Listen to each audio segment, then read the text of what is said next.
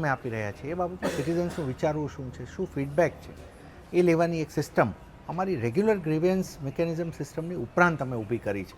ફરિયાદ નિવારણની એક regular system તો છે જ, એની ઉપરાંત આ સિસ્ટમ છે.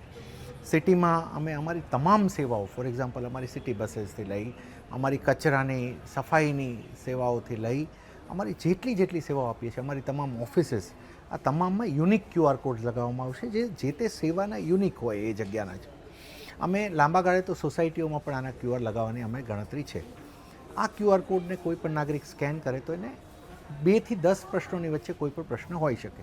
એ પ્રશ્નોનો એમને હાનામાં જવાબ આપવાનો હોય છે, પોતાના રિમાર્ક્સ આપી શકે અને છેલ્લે એ સેવાને સ્ટાર રેટ આપી શકે કે 10માંથી કેટલા સ્ટાર આપીએ છીએ આપણે.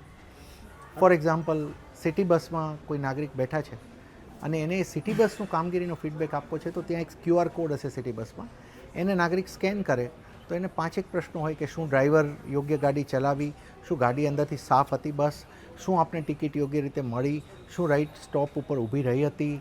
આ બધા પ્રશ્નોના જવાબના અંતે એમને પૂછવામાં આવે કે આ પર્ટિક્યુલર બસ નંબર 1 કે 2 કે 3 રૂટ નંબર જે છે એની સેવાને તમે 10માંથી કેટલા સ્ટાર આપશો. હવે માની લો કે ઉદાહરણ તરીકે અમને શું બેનિફિટ છે સિસ્ટમ તરીકે, 100 બસીસ મારી ચાલતી હોય એમાંથી 50 બસીસને 8 સ્ટાર આવે, બાકીની 25ને માની લો કે 9 સ્ટાર આવે છે.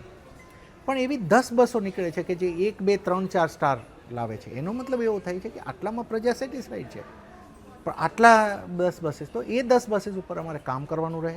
અમે કોઈ નવું એ સિસ્ટમમાં કામ સુધાર્યું, ફોર એક્ઝામ્પલ કોઈ ખર્ચ કર્યો અને સારું અમારું આરોગ્ય સેન્ટર સારું બનાવ્યું, તો એનું રેટિંગ નવા આરોગ્ય સેન્ટરમાં જો પહેલાં 5 હોય તો એ પછી 7 થવું જોઈએ કે 8 થવું જોઈએ, તો અમારું કામનું. એટલે આ પ્રકારે અમે દરેક રેટિંગના આધારે અમારા મંથલી રિવ્યૂ મિટિંગમાં પણ આ રેટિંગ હવે પાર્ટ બનશે. અમારા ઓફિસર્સના પણ અમે આ રેટિંગના આધારે એમની કામગીરીના મૂલ્યાંકન કરવાના છીએ.